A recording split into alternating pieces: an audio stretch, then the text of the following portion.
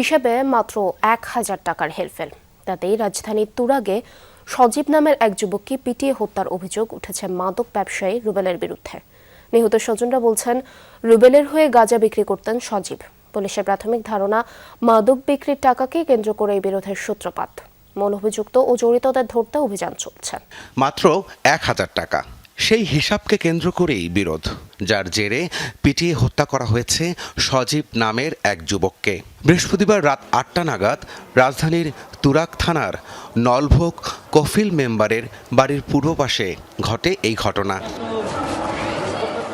স্বজনরা জানান, রুবেল নামে এক ব্যক্তির হয়ে মাদক বিক্রি করতেন সজীব।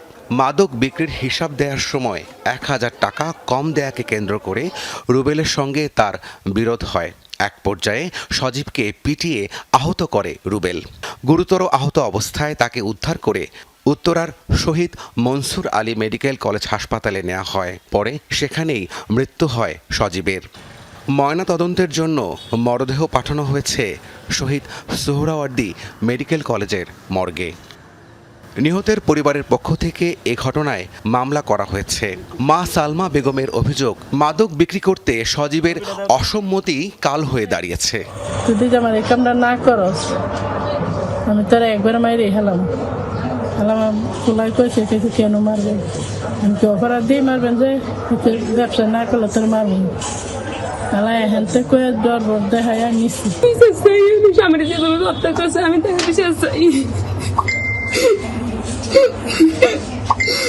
তুরাগ থানার ওসি জানান, অভিযুক্ত রুবেল সহ জড়িতদের গ্রেফতারে অভিযান চলমান, তবে এখনো সবাই ধরাছোঁয়ার বাইরে।